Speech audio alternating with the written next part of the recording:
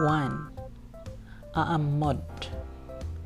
Aammod means elders, ancestors, or forefathers. Example: Hanadan aammod takoy nangapiyah payo handih done. It was our ancestors who made the rice fields long ago.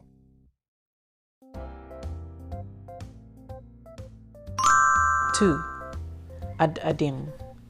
Ad-ading means a large red ant that gives a painful sting from its tail end. Example: Linumbag ya imingit ng tinirod di ad-ading. The place that was stung by the red ant became red and swollen.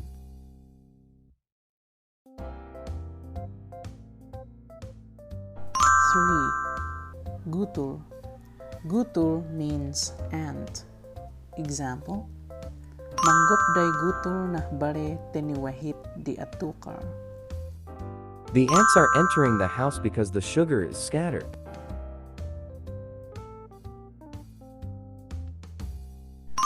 4. Aga. Aga means a polite expression. It also means please or excuse me. This is a polite expression that can be used to soften a request or demand.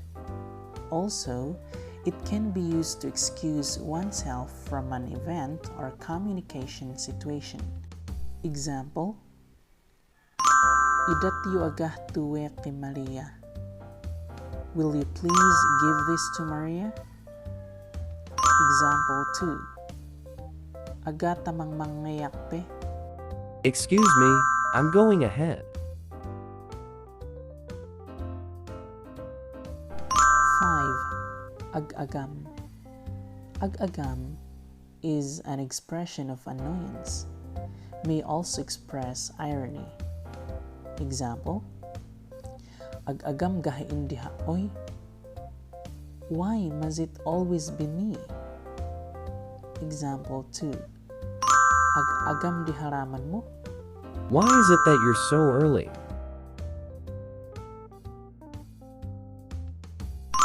6.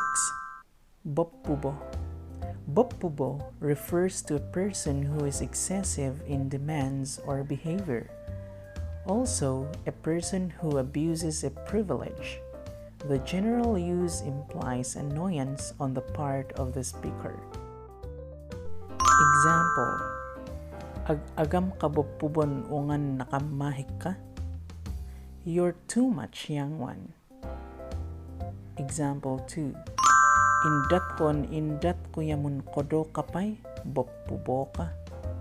I keep giving you and you keep on asking for more. You're too much. 7. Gayam. Gayam is an expression of remembering or with emphasis. Oh yes, I remember. Example: Ibangat tako hubalit tenal iwak gayam na naliburok. We'll go back to our house because I just remembered I forgot my book.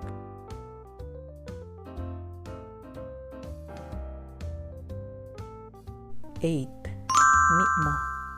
Nitmo expresses the idea of minimum of what should be done or was done. It also means at least. Example: Aram nitmo tun petchay. At least take this peche. 9. Peyampo. Peyampo is a sympathetic expression. Example: Adi peyampo pakaari te maidibana. Alas, she cannot come because she has no companion.